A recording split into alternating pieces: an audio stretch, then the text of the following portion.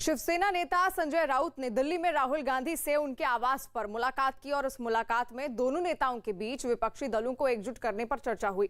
इसी बैठक के बाद संजय राउत ने विपक्ष के किसी भी गठबंधन के लिए कांग्रेस को काफी अहम बताया था।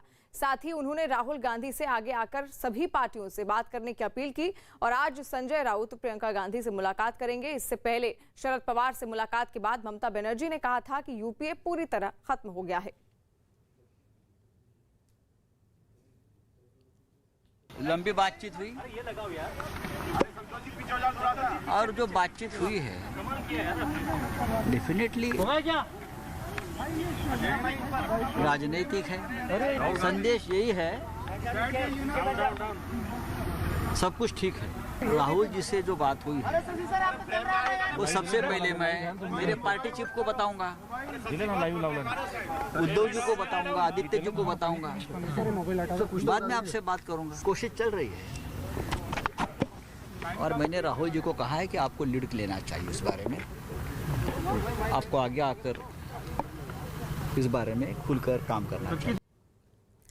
और राहुल गांधी से शिवसेना नेता संजय राउत की मुलाकात पर बीजेपी ने निशाना साधा और कहा कि कांग्रेस को विपक्ष के रूप में स्वीकार करने के लिए कोई भी तैयार नहीं है। ममता बनर्जी क्या कह रही है, वहीं समाजवादी पार्टी क्या कह रही है, वहीं बीएसपी क्या कह रही है। तो इसका मतलब है कि जो आज देश में तमाम विपक्षी दल हैं, कल तक आखिर इसको ये कांग्रेस मानी जाती थी कि कांग्रेस विपक्ष की मतलब पार्टी है और सबको लेकर के चलेगी, लेकिन आज तो अब अगर जिस तरीके से विपक्ष में सारी पार्टियां अब कांग्रेस को कहती है कि क्या है कांग्रेस, क्या है यूपीए, ममता का ये बयान शरद पवार के साथ आया, तो अब इससे साफ है कि आज अब कांग्रेस को कोई विपक्ष के रूप में स्वीकार करने के लिए तैयार नहीं है। राहुल गांधी जी की नीयत क्या है ये पूरा देश समझ चुका है। राहुल गांधी जी चाहते हैं देश में हमेशा अराजकता फैलाना। राहुल गांधी जी चाहते हैं हमेशा किसानों के नाम पे राजनीति करते रहें, किसान के कंधे पे बंदूक रखते रहें। चाहे किसान के बारे में उन्होंने अपने न जीवन काल में उन्होंने किया, उनके परिवार से कई प्रधानमंत्री जी भी रहे और उनकी सरकार रही, तब उन्होंने न कभी एमएसपी की बात की न कभी किसान की चिंता की। यूपी के आगरा में दो बीजेपी नेताओं के बीच वर्चस्व की लड़ाई इस हद तक बढ़ गई कि दोनों के समर्थक आपस में भिड़ गए। वहां बीजेपी की ओर से एक बाइक रैली निकाली गई, लेकिन इस रैली में पार्टी के ही दो नेताओं के समर्थक आमने सामने आ गए और एक दूसरे पर पत्थर बरसाने लगे। पूर्व मंत्री अरिदमन सिंह और बीजेपी के पूर्व ब्लॉक प्रमुख सुग्रीव सिंह के समर्थकों को एक दूसरे पर पत्थर फेंकते देखकर ऐसा लगा मानो वो एक दूसरे के खून के प्यासे हों। कहा जा रहा है कि गाड़ी का सायरन बजाने जैसी छोटी सी बात पर वो एक दूसरे से उलझ गए। पहले गाली गलौज हुआ और फिर पत्थरबाजी। दोनों तरफ के लोगों ने एक दूसरे पर जमकर पत्थर बरसाए। ये झड़प लंबे समय तक चली और पुलिस को हालात पर काबू पाने में वक्त लगा, जिसके बाद उसने घटना के वीडियो के आधार पर मामले की जांच शुरू कर दी। जो भी वीडियो फुटेज प्राप्त हो रहे हैं उसके आधार पर इसमें कार्रवाई की जाएगी। बीजेपी के इन दोनों नेताओं के बीच वर्चस्व की लड़ाई लंबे समय से चली आ रही है और इसी वजह से एक बार फिर सड़क जंग के मैदान में बदल गई। गोवा में अगले साल होने वाले विधानसभा चुनाव में दल बदल से बचने के लिए आम आदमी पार्टी ने एक खास प्लान बनाया।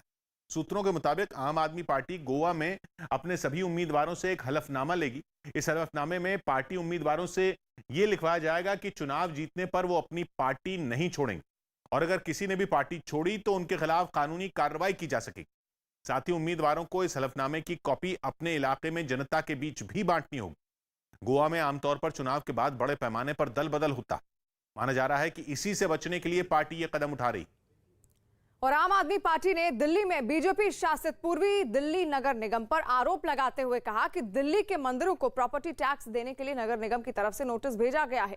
आम आदमी पार्टी की नेता आतिशी ने इसे औरंगजेबी फरमान बताते हुए इसे लोगों की श्रद्धा का अपमान करार दिया। आम आदमी पार्टी ने बीजेपी से नोटिस को तुरंत वापस लेने की मांग की, जबकि पूर्वी दिल्ली के मेयर का कहना है कि इस तरह का कोई नोटिस किसी मंदिर को नहीं दिया गया। पूर्वी दिल्ली के मेयर श्याम सुंदर ने यह दावा किया कि दिल्ली नगर निगम में किसी मंदिर, चर्च, मस्जिद या गुरुद्वारे से प्रॉपर्टी टैक्स नहीं लिया जाता। आज मैं भाजपा के नेताओं से पूछना चाहती हूं कि क्या आप राम के नाम पे जो वोट मांगते हैं वो सब एक ढोंग है? क्या ये है आपकी असलियत कि हम मंदिरों को धमका रहे हैं, कि हम मंदिरों से उगाही करने की कोशिश कर रहे हैं, जहां पे लाखों लोगों की श्रद्धा जुड़ी हुई है, जहां पे इंसान अपनी आस्था से जाता है। भाजपा के नेताओं को शर्म आनी चाहिए और आम आदमी पार्टी ये मांग करती है कि जो प्रॉपर्टी टैक्स मंदिरों पे लगाया जा रहा है उसको तुरंत हटाया जाए और इन नोटिस को वापस लिया जाए। आज जानकारी में आया है कि आम आदमी पार्टी के कुछ अज्ञानी लोगों ने प्रेस वार्ता में बोला है कि दिल्ली नगर निगम ने मंदिरों पर टैक्स लगाया है। मैं उनकी जानकारी के लिए बता देना चाहता हूं कि दिल्ली नगर निगम की धारा 115(3) के अंतर्गत सभी धार्मिक स्थलों को प्रॉपर्टी टैक्स से छूट है। और ये नियम आज का नहीं है, बहुत पुराना नियम है। हम किसी मंदिर से, मस्जिद से, गुरुद्वारे से, चर्च से कोई भी प्रॉपर्टी टैक्स नहीं लेते। उन्होंने कहा कि हमने सीलिंग का नोटिस दिया, क्या वो सीलिंग का नोटिस दिखाएंगे? अफ्रीकी देश द गैम्बिया में 3 दिन पहले हुए राष्ट्रपति चुनाव के नतीजे वहां हारने वाले नेता के समर्थकों को इतने नागवार गुजरे कि उन्होंने कोहराम मचा दिया। द गैम्बिया में लगभग 53% वोट लेकर राष्ट्रपति अडामा बरो लगातार दूसरी बार चुनाव जीत गए, लेकिन विपक्ष नतीजे मानने को तैयार ही नहीं। विपक्ष का आरोप है कि चुनाव में धांधली की गई, जिसके बाद राष्ट्रपति से चुनाव हारने वाले विपक्ष के नेता के सैकड़ों समर्थकों ने दिन चढ़ते ही उनके घर के बाहर जमघट लगा दिया। उन्होंने राष्ट्रपति की जीत को धता बता दिया। सूरज ढलने के बाद भी जब प्रदर्शनकारियों ने अपने कदम पीछे नहीं खींचे तो पुलिस एक्शन में आ गई। उसका हथियारबंद भरा पूरा दस्ता सड़क पर उतर आया और फिर हर तरफ आंसू गैस की गोलियों का गुबार छा गया।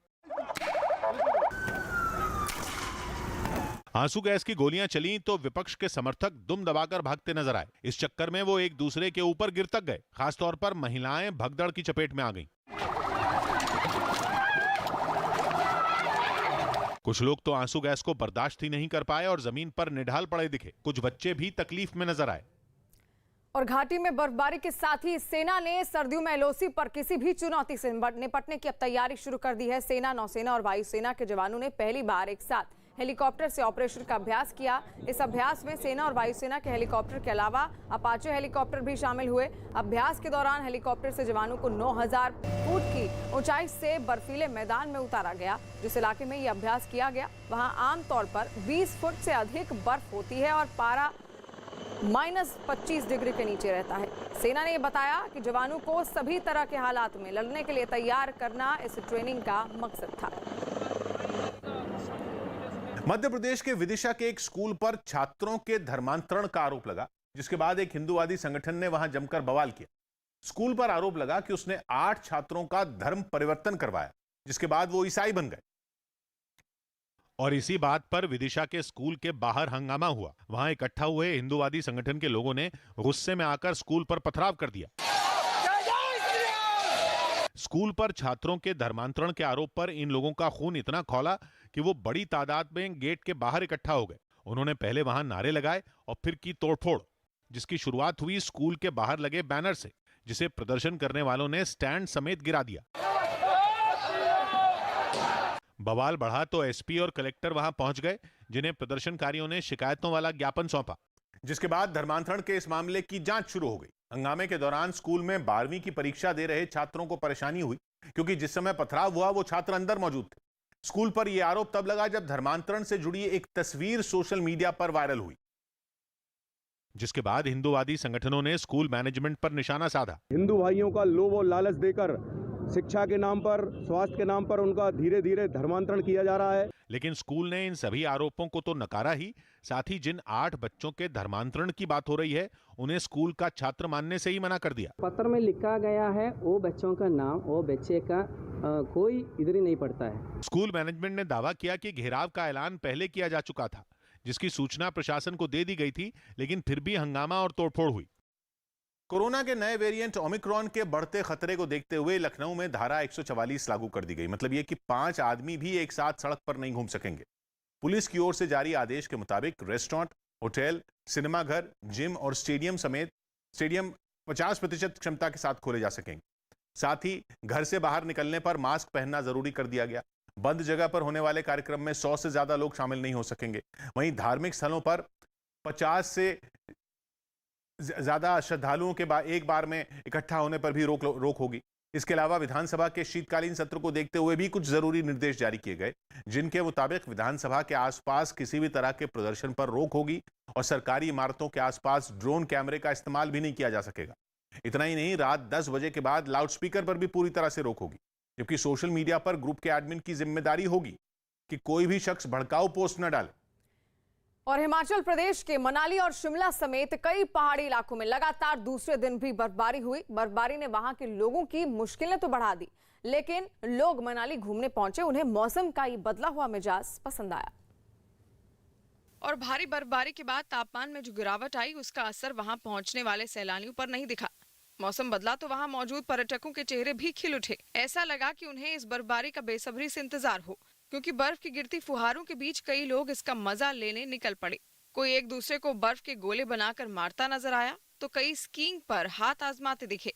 मस्ती करने में छोटे छोटे बच्चे भी पीछे नहीं रहे। इतना बुरा हो गया आज, बस एक बर्फ देखने की इच्छा थी कि बर्फ देखते हुए जाएं। पिछले 2 दिनों में इतनी ज्यादा बर्फबारी हुई कि सड़क के किनारे खड़ी कई गाड़ियों की छतों पर भी बर्फ की परत जमी हुई नजर आई। बताया गया कि इस बर्फबारी की वजह से आसपास के कुछ इलाकों का मनाली से संपर्क कट गया और उन इलाकों में रहने वालों की परेशानियां अब बढ़ गई हैं। बर्फबारी के बाद शिमला के कई इलाके सफेद चादर में ढके हुए नजर आए। मौसम विभाग ने हिमाचल के पहाड़ी इलाकों में अगले 2 दिनों तक भारी बर्फबारी की चेतावनी भी जारी की। मिस्र के साथ अभ्यास करने के लिए रूस की नौसेना भूमध्य सागर में उतर गई। 10 दिसंबर तक चलने वाली इस ड्रिल में दोनों देशों की नेवी अपनी ताकत तो परखेगी ही, दोनों की कोशिश इस बेहद अहम इलाके में अपनी मौजूदगी मजबूत करना भी है, जिसकी सामने आई तस्वीरों में दोनों देशों की नौसेनाएं भूमध्य सागर में ऐसे एक्शन में नजर आईं कि शांत रहने वाला समंदर गोलियों की तड़तड़ाहट से गूंज उठा। सैनिक तो अपनी निशानेबाजी को धार देते दिखे ही, जंगी जहाजों पर फिट गन भी धुआंधार फायरिंग करती नजर आई। एक तरफ ऊपर हवा में हेलीकॉप्टर मंडराए तो नीचे पानी में रूस और मिस्र के जंगी जहाज तेजी से आगे बढ़ते रहे। बीते कुछ वक्त में रूस और मिस्र की सेनाओं के बीच आपसी सहयोग काफी बढ़ा है। एशेज सीरीज के पहले टेस्ट मैच से एंडरसन बाहर हो गए। एशेज सीरीज से ठीक एक दिन पहले इंग्लैंड को बड़ा झटका लगा। तेज गेंदबाज जेम्स एंडरसन चोट की वजह से पहले टेस्ट मैच से बाहर हो गए। मध्य प्रदेश के सीएम शिवराज सिंह चौहान ने भोपाल में कोरोना खतरे पर एक बैठक की, जिसमें वैक्सीन अभियान को तेज करने के लिए धर्मगुरुओं से भी लोगों को प्रेरित करने की गुजारिश की गई। धर्मगुरुओं से अपील करवाएं, डॉक्टर से अपील करवाएं, क्योंकि थोड़ा जोर हमने लगा दिया तो हम दिसंबर में इस सेकंड डोज निपटा देंगे। उत्तराखंड के सीएम पुष्कर सिंह धामी ने चमोली में खादी ग्रामोद्योग और शरदोत्सव मेले का उद्घाटन किया। इस मौके पर उन्होंने राज्य के सभी गांवों को 2025 तक सड़कों से जोड़ने का भरोसा दिया। मैं प्रधानमंत्री जी का धन्यवाद करना चाहता हूं। उत्तराखंड की जो भी योजनाएं वहां जाती हैं, सबको स्वीकृति प्रदान होती है।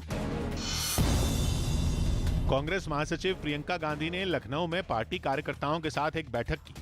इस दौरान उन्होंने यूपी चुनाव में इस बार महिलाओं के लिए अलग घोषणा पत्र बनाए जाने की जानकारी दी। ये घोषणा पत्र सुबह जारी किया जाएगा। ये तैयारी हम हर स्तर पर कर रहे हैं, संगठन के स्तर पर कर रहे हैं, हम विधानसभा स्तर पर भी कर रहे हैं। यूपी के अमरोहा में समाजवादी पार्टी के राष्ट्रीय उपाध्यक्ष किरणमय नंदा ने मुख्यमंत्री योगी आदित्यनाथ पर विवादास्पद बयान दिया और बीजेपी को गुंडों की पार्टी बताया। असल में एक दिन पहले सीएम योगी आदित्यनाथ ने आजमगढ़ की रैली में समाजवादी पार्टी पर एक नारे के जरिए हमला बोला था। इसी का जवाब देने के चक्कर में किरणमय नंदा ने मुख्यमंत्री की तुलना गुंडों से कर दी। सबसे बड़ा गुंडे तो योगी है। उत्तर प्रदेश में आज इतना बड़ा गुंडे कौन है? योगी तो सबसे बड़ा गुंडे। बीजेपी को ये विवादास्पद बयान अखर गया और उसके नेता शलभ मणि त्रिपाठी ने एक ट्वीट कर किरणमय नंदा को जवाब दिया। और मध्य प्रदेश के मंडला से हैरान करने वाली एक तस्वीर सामने आई। वहां पर रिहायशी इलाकों में उत्पात मचा रहे एक सांड को पकड़ने में वन विभाग के कर्मचारियों के पसीने छूट गए और बताया गया कि सांड पागल हो चुका है था और उसने 6 लोगों पर हमला किया, जिनमें एक की मौत हो गई जबकि 5 लोग घायल हो गए। जिसे पकड़ने के लिए वन विभाग की टीम ने ट्रैंकुलाइजर गन से उस सांड को बेहोश किया। तब जाकर इलाके के लोगों ने राहत की सांस ली। बेहोशी की दवा लगने के बाद भी वो सांड काफी देर तक खड़ा रहा, लेकिन जैसे ही वो बैठा, वन विभाग के लोग उसके करीब पहुंचे और उसकी आंखों पर कपड़ा बांध दिया गया ताकि वो हमला ना कर सके। इससे पहले लोगों के लिए सिरदर्द बने इस सांड को पकड़ने की कई कोशिशें भी की गई। एक बार तो सड़क किनारे खड़े इस सांड को रस्सी फेंक कर फंसाने की कोशिश हुई, जो नाकाम रही। इसके बाद उसे बेहोशी की दवा देनी पड़ी। उसको बेहोशी की दवा दी और उसका उपचार के बाद हमने उसको शिफ्ट किया गया। बताया गया कि इलाके में 2 दिन से इस सांड ने उत्पात मचा रखा था, जिसे पकड़ने में वन विभाग को कई घंटे का वक्त लगा। अफ्रीकी देश सूडान में सेना के शासन के खिलाफ फिर कई लोग सड़कों पर उतर आए। वहां सेना ने 25 अक्टूबर को तख्ता पलट करते हुए सत्ता पर कब्जा कर लिया था। इसके बाद से ही वहां सेना के खिलाफ प्रदर्शन जारी है और इसी कड़ी में सैकड़ों लोग फिर सड़कों पर उतर आए। लोकतंत्र बहाल करने की मांग करते हुए राजधानी खर्तूम में एक बड़ा मार्च निकाला गया, जो शहर के अलग अलग इलाकों से गुजरा। इस दौरान इन लोगों ने सैनिक शासन के खिलाफ खूब नारे लगाए। हाथों में बैनर और पोस्टर पकड़े इन प्रदर्शनकारियों ने मांगे माने जाने तक आंदोलन को जारी रखने की चेतावनी दी। इस मार्च में बच्चे और बुजुर्ग भी शामिल हुए। बताया गया कि सैनिक शासन के खिलाफ चल रहे प्रदर्शन के दौरान वहां हुई हिंसा में करीब 44 लोगों की मौत हो चुकी है, जबकि 100 से ज्यादा लोग घायल हो चुके हैं। कोरोना जांच और वैक्सीनेशन में फर्जीवाड़े पर बिहार सरकार ने कार्रवाई की। बिहार के अरवल में कोरोना की जांच और टीकाकरण में फर्जीवाड़े का मामला सामने आया। आरोप है कि कोरोना की RT-PCR टेस्टिंग करने के नाम पर कई लोगों के नाम और नंबर में धांधली की गई। वहां कोरोना टेस्ट करवाने वाले लोगों की लिस्ट में प्रधानमंत्री नरेंद्र मोदी और सोनिया गांधी के साथ ही कई फिल्मी हस्तियों का नाम भी शामिल था। ये जो दस्तावेज जो है, जिसमें कई नामचीन हस्तियों का नाम यहाँ पर शामिल किया गया है। इस फर्जीवाड़े की जानकारी मिलते ही स्वास्थ्य विभाग हरकत में आ गया। बताया गया कि ये सब डेटा एंट्री ऑपरेटर की लापरवाही की वजह से हुआ, जिसके बाद उसे सस्पेंड कर दिया गया। मैंने अरवल के जिलाधिकारी को और वहां के सिविल सर्जन को यह निर्देश दिया कि उन लोगों पर FIR भी किया जाए। बहरीन में जारी एशियन यूथ पैरा गेम्स में राहुल जोगराजिया ने पावर लिफ्टिंग में सिल्वर मेडल जीता, जबकि स्विमिंग में देवांशी सतीजा ने ब्रॉन्ज मेडल अपने नाम किया। गुजरात में विदेश से आए कई लोगों पर होम क्वारंटीन के नियमों को तोड़ने का आरोप लगा। महिसागर में 4 ऐसे लोगों का पता चला जो होम क्वारंटीन होने के बजाय लापता हैं। यही नहीं, विदेश से आया एक कोरोना पॉजिटिव आदमी भी गायब मिला। इसके अलावा राजकोट में एक प्रोफेसर पर यूके से लौटने के बाद सीधे यूनिवर्सिटी पहुंचने का आरोप लगा। प्रियंका गांधी 14 दिसंबर को महाराष्ट्र के गढ़चिरौली में कुछ आदिवासी इलाकों में जाएंगी। इस दौरान वो लड़की हूं लड़ सकती हूं कार्यक्रम में हिस्सा लेंगी, जिसमें वो वहां की महिलाओं से बात करेंगी। मुंबई पुलिस ने ATM में लगी बैटरी चोरी करने के आरोप में 3 लोगों को पकड़ लिया। दावा किया गया कि ये आरोपी अब तक 10 से 15 ATM से बैटरियां चोरी कर चुके हैं।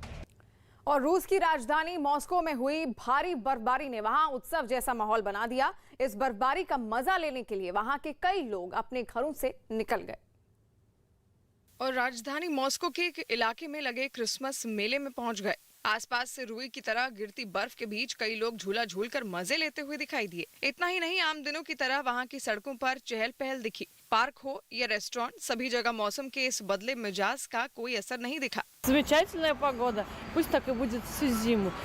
हालांकि वहां के कई रास्ते बर्फ में समाये नजर आए। सड़कों पर बर्फ की चादर बिछ जाने की वजह से गाड़ियों की रफ्तार धीमी पड़ गई। ऐतिहासिक इमारतें हो या फिर पेड़ पौधे, सभी पर बर्फ का कब्जा हो गया। शहर की रफ्तार को पटरी पर लाने के लिए राहत और बचाव दल के लोगों ने भी मोर्चा संभाल लिया और रास्तों से बर्फ को हटाने के काम में जुट गए। इसके लिए बर्फ काटने और खुदाई करने वाली मशीनों को लगाया गया। लगातार हो रही बर्फबारी की वजह से वहाँ का तापमान काफी नीचे लुढ़क गया।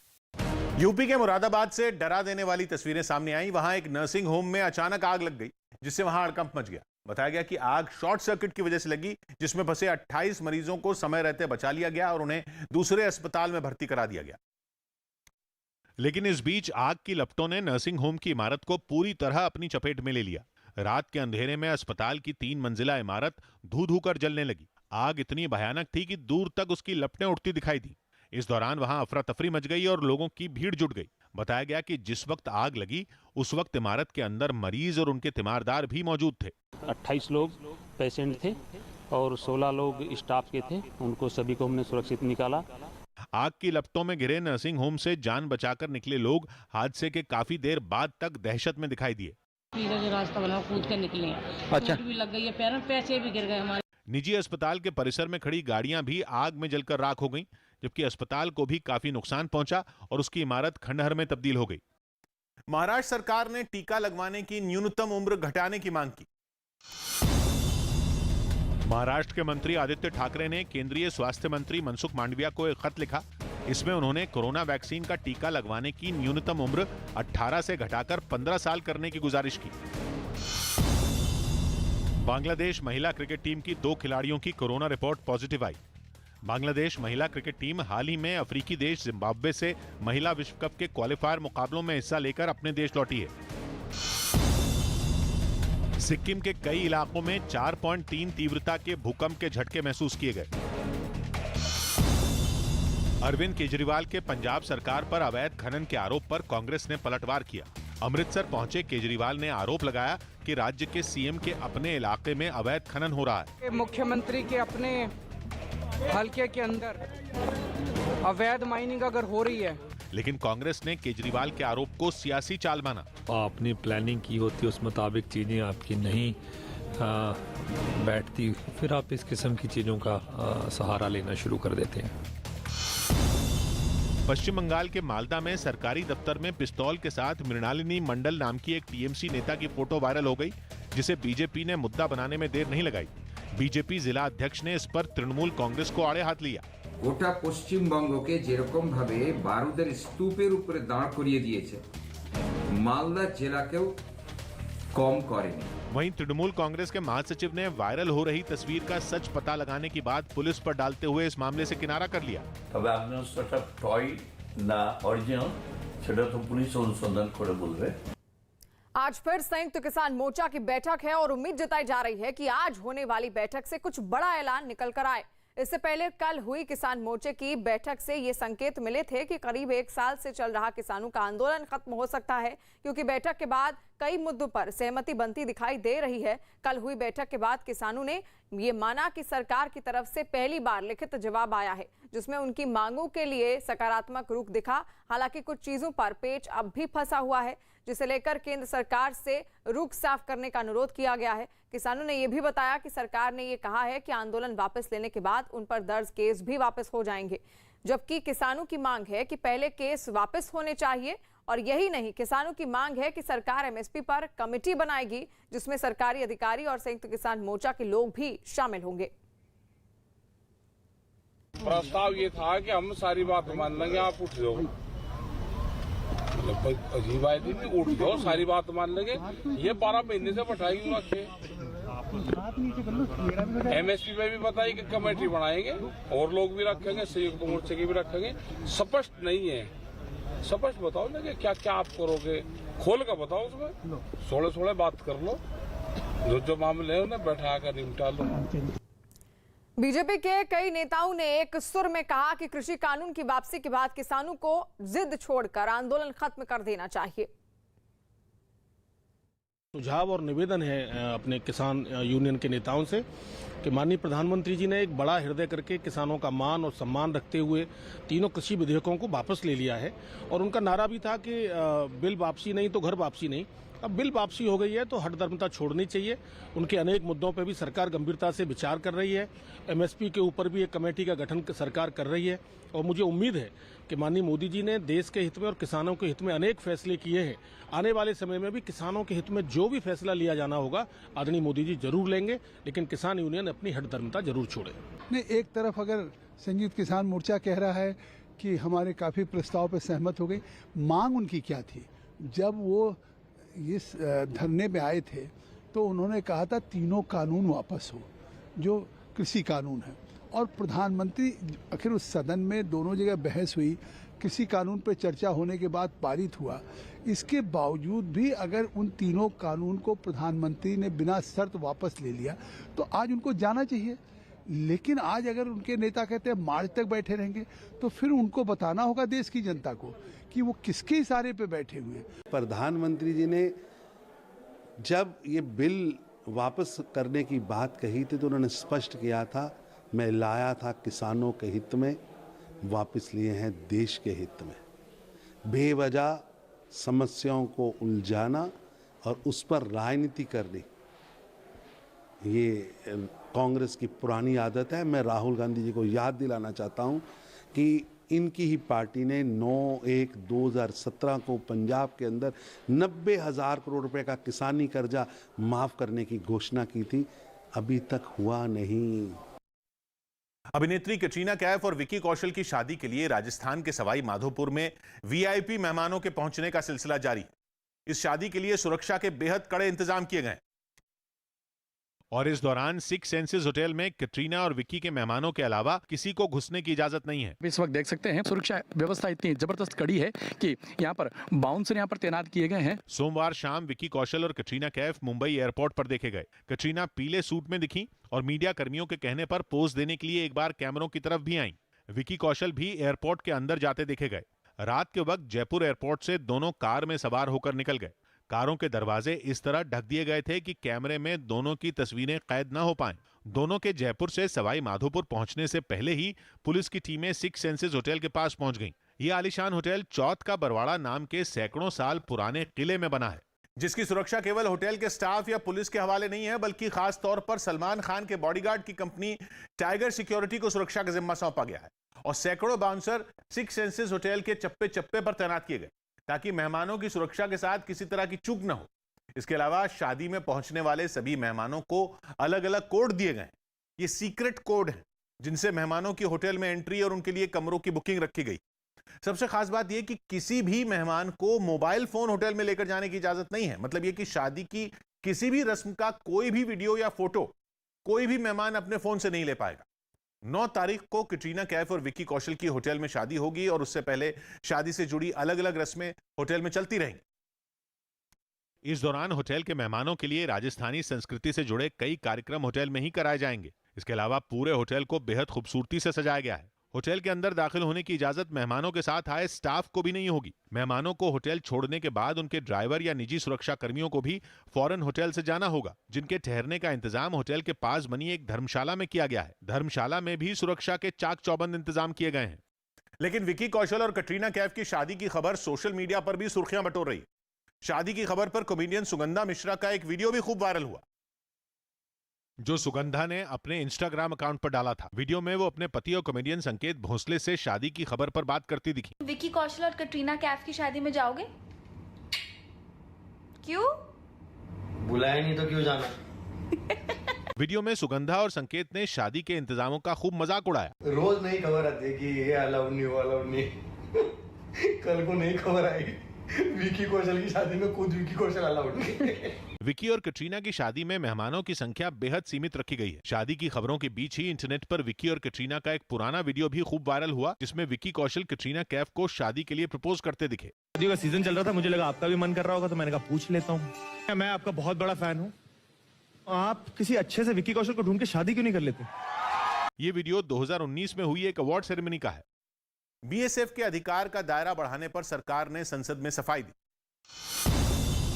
बीएसएफ का अधिकार क्षेत्र बढ़ाने पर बीजेपी सांसद वरुण गांधी के पूछे सवाल का केंद्र ने लोकसभा में जवाब दिया। इसमें सरकार ने बताया कि कुछ राज्यों में देश विरोधी ताकतों और जाली नोटों की तस्करी रोकने के लिए बीएसएफ को ज्यादा अधिकार दिए गए हैं। सरकार ने दलील दी कि इससे पशुओं और नशीले पदार्थों की तस्करी को रोकने में भी मदद मिलेगी। पंजाब के पूर्व सीएम कैप्टन अमरिंदर सिंह ने केंद्रीय मंत्री और बीजेपी के पंजाब प्रभारी गजेंद्र सिंह शेखावत से मोहाली में मुलाकात की। एक दिन पहले उन्होंने बीजेपी के साथ मिलकर पंजाब विधानसभा चुनाव लड़ने की बात कही थी। जम्मू में फारूक अब्दुल्ला की पार्टी नेशनल कॉन्फ्रेंस की एक बैठक हुई, जिसमें जम्मू कश्मीर में फिर आर्टिकल 370 और धारा 35A को बहाल करने की मांग वाला एक प्रस्ताव पास किया गया। और क्रॉस वोटिंग के डर से गोवा भेजे गए टीआरएस पार्षदों और जिला पंचायत सदस्यों की मौज मस्ती का एक वीडियो वायरल हो गया। तेलंगाना में 10 दिसंबर को स्थानीय निकाय कोटे की एमएलसी सीटों पर मतदान होना है। माना जा रहा है कि तेलंगाना के सीएम को डर है कि उनकी पार्टी के पार्षद क्रॉस वोटिंग ना कर दें और इसीलिए उन्होंने टीआरएस पार्षदों और जिला पंचायत सदस्यों को गोवा भेज दिया, जहां उनकी मौज मस्ती के सारे इंतजाम किए गए और इसी मस्ती का एक वीडियो वायरल हो गया। इस वीडियो में ये पार्षद फिल्मी गानों पर जमकर झूमता हुआ नजर आए, जिन्होंने डीजे की धुन पर खूब डांस किया।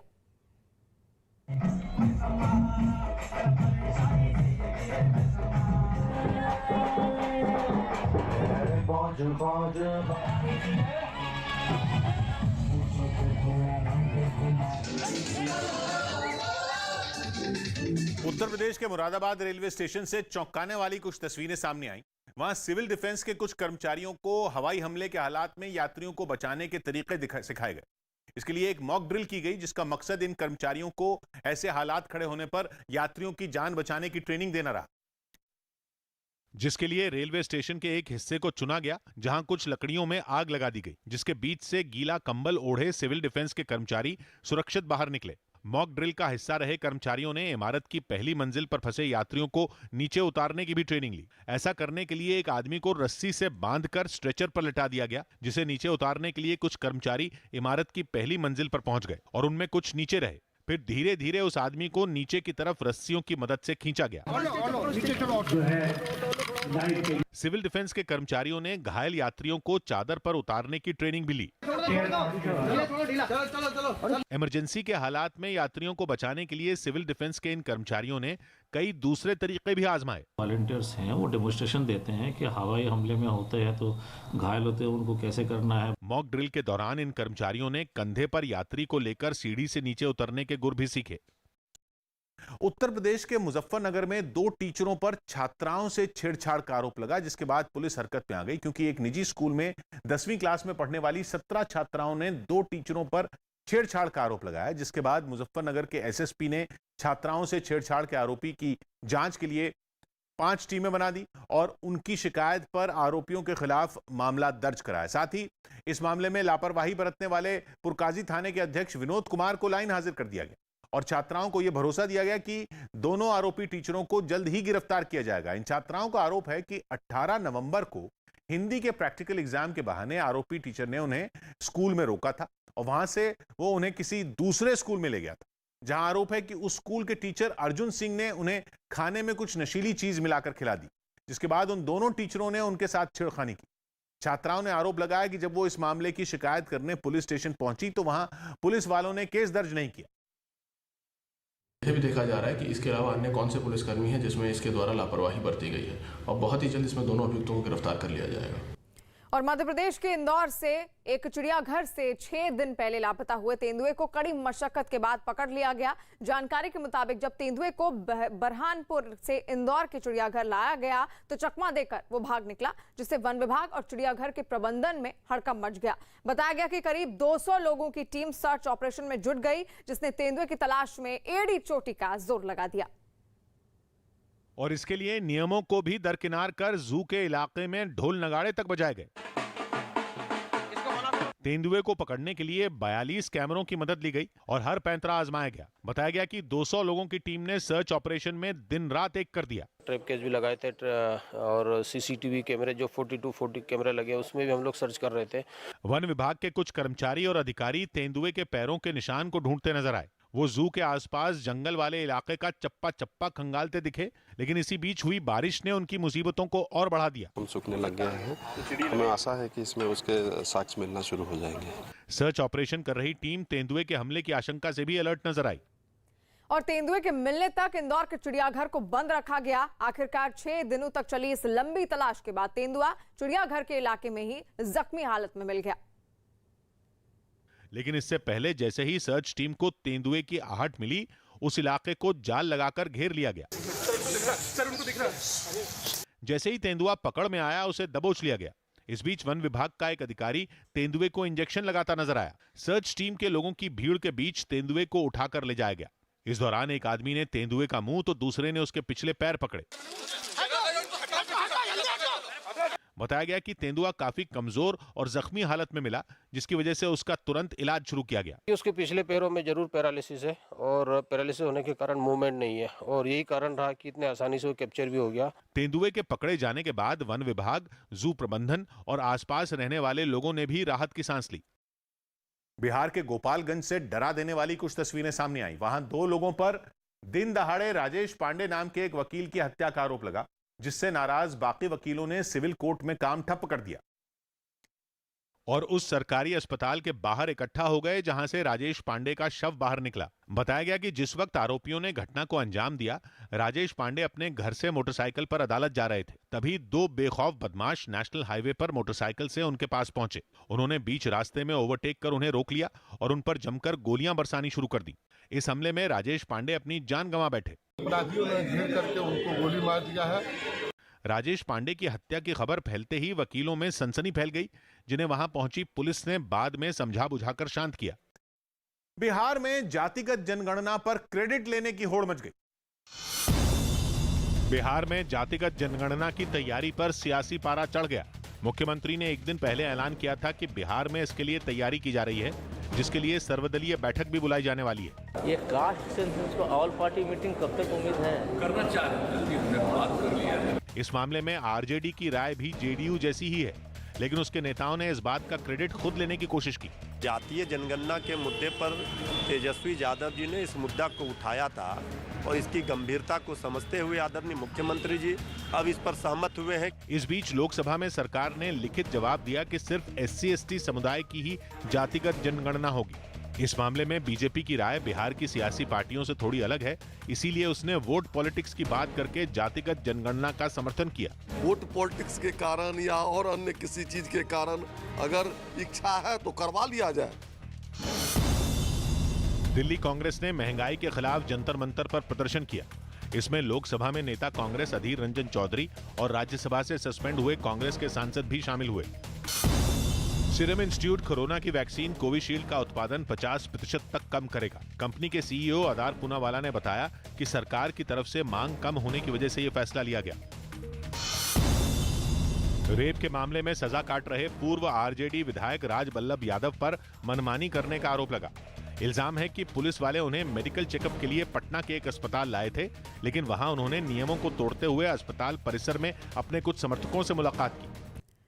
और सीरिया के लटाकिया से चौंकाने वाली कुछ तस्वीरें सामने आई। वहां पर एक बंदरगाह पर इजराइल ने मिसाइल हमला कर दिया, जिसके फटते ही वहां आग लग गई। सीरिया के रक्षा विभाग की तरफ से दावा किया गया कि मंगलवार को सीरिया की सीमा में इजराइल के कुछ विमान देखे गए जिनसे मिसाइल दागी गई। हालांकि इस हमले में किसी को जान माल का नुकसान नहीं हुआ। दूसरी तरफ इजराइल ने इस सीमा पर आतंकियों की घुसपैठ को नाकाम करने की कोशिश बताया।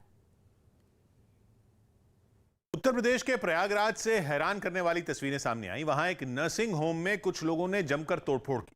इन लोगों ने मरीज की मौत के लिए अस्पताल को जिम्मेदार ठहराते हुए वहां काफी देर तक हंगामा किया, जिसका एक CCTV वीडियो भी सामने आया। इसमें कई लोग एक के बाद एक अस्पताल में अंदर घुसते दिखाई दिए, जिन्होंने वहां मौजूद बाकी मरीजों को भी धमकाते हुए बाहर कर दिया। इस दौरान उनमें एक आदमी ने कैबिन के दरवाजे पर जोर से लात मारी। फिर तो मानो सबको तोड़फोड़ का लाइसेंस मिल गया।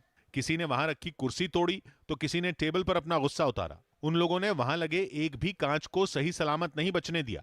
हर केबिन के सामने चकनाचूर कांच के टुकड़े नजर आए। लगभग 6:30 बजे 15 से 20 लोग आए हैं और हॉस्पिटल में तोड़फोड़ की है। मरीज के परिजनों ने आरोप लगाया कि अस्पताल ने मरीज को भर्ती करने से मना कर दिया था, जिसके बाद उसकी मौत हो गई। इससे आग बबूला लोगों ने वहां जमकर तोड़फोड़ की। राहुल गांधी ने संसद में किसानों को मुआवजा देने का मुद्दा उठाया। कांग्रेस नेता राहुल गांधी ने लोकसभा में किसान आंदोलन का मुद्दा उठाया। इस दौरान उन्होंने केंद्र से इस आंदोलन के दौरान मारे गए लोगों के परिवार वालों को मुआवजा देने की मांग की। तो ये नाम यहाँ है। मैं चाहता हूं कि उनका हक पूरा होना चाहिए और उनको कॉम्पेंसेशन और रोजगार मिलना चाहिए। बॉम्बे हाईकोर्ट ने समीर वानखेड़े के मामले में महाराष्ट्र के मंत्री नवाब मलिक को फटकार लगाई। उन पर कोर्ट की रोक के बावजूद एनसीबी के जोनल डायरेक्टर समीर वानखेड़े के परिवार के खिलाफ बयानबाजी करने का आरोप लगा। अब इस मामले में उन्हें शुक्रवार को अदालत में अपना जवाब दाखिल करना होगा। ओडिशा में जमीन से हवा में मार करने वाली मिसाइल VLSR-SAM का सफल टेस्ट किया गया। इस मिसाइल को नौसेना के जंगी जहाजों के लिए DRDO ने तैयार किया है। इस कामयाबी पर रक्षा मंत्री राजनाथ सिंह समेत कई लोगों ने उसे बधाई दी। दिल्ली में हुए सिख विरोधी दंगों के मामले में कांग्रेस नेता सज्जन कुमार की मुश्किल और बढ़ गई, क्योंकि अदालत ने उनके खिलाफ 2 लोगों की हत्या के मामले में भी आरोप तय कर दिए। बिहार में शराबबंदी के बावजूद जहरीली शराब से मौत के आंकड़ों में कमी नहीं आ रही, जिसका एक मामला समस्तीपुर से भी सामने आया। वहां शादी में कच्ची शराब पीने से 2 लोगों की मौत की आशंका जताई गई, जबकि एक आदमी को इलाज के लिए अस्पताल में भर्ती कराया गया। शाम को वहां पे इन लोगों ने शायद शराब पी, जो गांव से ही बरामद हुई। इस पूरे मामले में पुलिस अपना पल्ला झाड़ती दिखाई दी। समस्तीपुर के पुलिस अधीक्षक यानी SP ने शराब के मामले में जानकारी न होने की दलील दी। जब तक रिपोर्ट नहीं आएगी हम लोग उसके ऊपर टिप्पणी नहीं करने सक्षम नहीं है टिप्पणी करने। भारत के साथ होने वाली टेस्ट सीरीज के लिए दक्षिण अफ्रीकी टीम का ऐलान कर दिया गया। इसमें तेज गेंदबाज कगिसो रबाडा की वापसी हो गई। वो लंबे समय से चोट की वजह से टीम से बाहर चल रहे थे। भारत और मेजबान दक्षिण अफ्रीका के बीच इसी महीने 26 तारीख से टेस्ट सीरीज की शुरुआत होगी। दिल्ली के भलसवा डेयरी इलाके में पुलिस ने एक बच्चे की हत्या के आरोप में उसके पिता को गिरफ्तार कर लिया। बिहार में सिवान सेंट्रल कोऑपरेटिव बैंक के चेयरमैन रामायण चौधरी को पुलिस ने गिरफ्तार कर लिया। कुछ दिन पहले वहां शराब से भरी एक गाड़ी जब्त की गई थी। इसी मामले की पड़ताल में उनका नाम सामने आया था। इसके बाद रामायण चौधरी की तेजस्वी और तेज प्रताप यादव के साथ कुछ पुरानी तस्वीरें भी सोशल मीडिया पर वायरल हो गयी। फोटो तो कोई किसी के साथ खिंचवा सकता है, इसमें कोई आश्चर्य की बात नहीं है। समाजवादी पार्टी के एक युवा नेता का बयान बीजेपी नेता अमित मालवीय ने इंटरनेट पर डाल दिया। सपा की सरकार आएगी तो आपके पेशाब में चिराग चलवाने का काम करूंगा। उनके इस बयान का इंटरनेट पर खूब मजाक उड़ाया गया और अमित मालवीय ने तो लिखा कि अगर ऐसा चमत्कार देखना हो तो समाजवादी पार्टी को वोट दिया जाए। और दिल्ली के पास हरियाणा के गुरुग्राम में खुले में नमाज पढ़ने का मामला अभी सुलझा ही था कि कुरुक्षेत्र में एक नया विवाद अब खड़ा हो गया है। वहां पर अंतर्राष्ट्रीय गीता महोत्सव में अहमदिया मुस्लिम समुदाय के किताबों में के एक स्टॉल को विश्व हिंदू परिषद और बजरंग दल के कार्यकर्ताओं ने बंद करवा दिया। इन लोगों ने यह आरोप लगाया कि स्टॉल के जरिए एक खास धर्म का प्रचार किया जा रहा था और इसी का विरोध करने के लिए विश्व हिंदू परिषद के कई कार्यकर्ता स्टॉल के सामने जमा हो गए और खूब हंगामा किया। इस दौरान हंगामा कर रहे लोगों ने नारेबाजी भी की। इससे पहले वहां तीखी बहस हुई। जानकारी मिलते ही कुछ पुलिस वाले भी घटना वाली जगह पर पहुंच गए और बीच बचाव करने में जुट गए। लेकिन जब बात नहीं बनी तो आरोप है कि अहमदिया मुस्लिम समुदाय के दुकानदार को जगह खाली कर देने की चेतावनी दी गई, जिसके बाद उन लोगों ने पुलिस की मौजूदगी में स्टॉल में रखे सामान को समेटना शुरू कर दिया। गीता जयंती में कुरान बेच रहे हैं, बताओ प्रचार हो रहा है भाई, हम प्रचार कर रहे हैं। लोगों के विरोध के बाद दुकानदार अपनी किताबें, पोस्टर, बैनर और परिवार के साथ पुलिस की सुरक्षा में वहां से चला गया।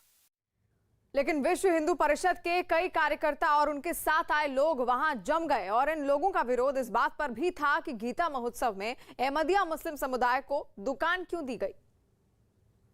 और इस मुद्दे पर अपनी नाराजगी जाहिर करने के लिए उन लोगों ने वहां हनुमान चालीसा का पाठ करना शुरू कर दिया।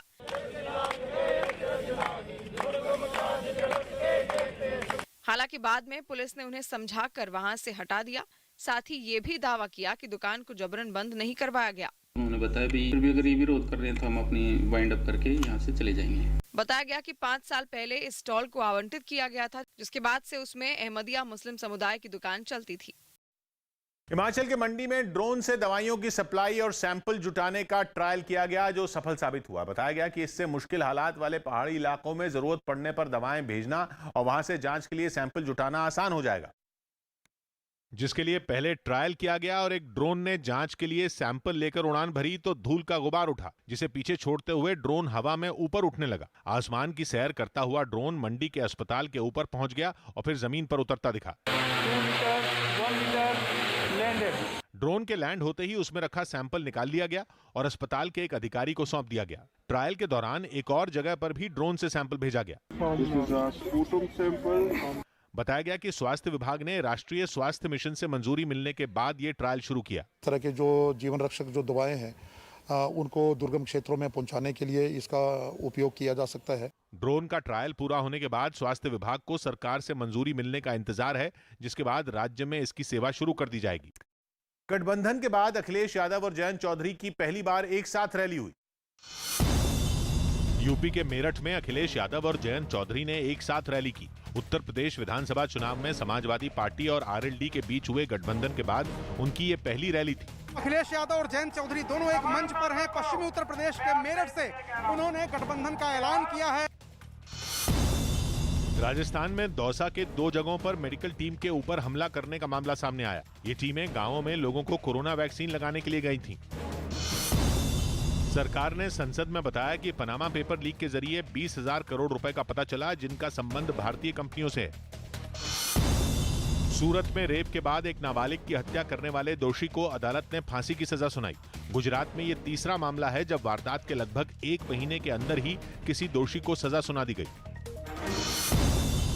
12 राज्यसभा सांसदों के निलंबन के मुद्दे पर सरकार और विपक्ष में तनातनी कम होने का नाम नहीं ले रही। संसद परिसर में गांधी मूर्ति के पास विपक्षी पार्टियों के नेता प्रदर्शन करते रहे। लोकतंत्र की हत्या बंद करो, बंद करो, बंद करो। दूसरी तरफ संसद के अंदर कांग्रेस ने संसद की कार्यवाही से दूरी बनाए रखी। सरकार की मंशा सदन को चलाने का नहीं है। दूसरी तरफ सरकार ने साफ कर दिया कि आरोपी सांसदों की माफी तक निलंबन वापस नहीं होगा। आज भी वो एक्सप्रेस करते हैं कि हम माफी मांगते हैं, हम सस्पेंशन विथड्रॉ करने के लिए तैयार हैं।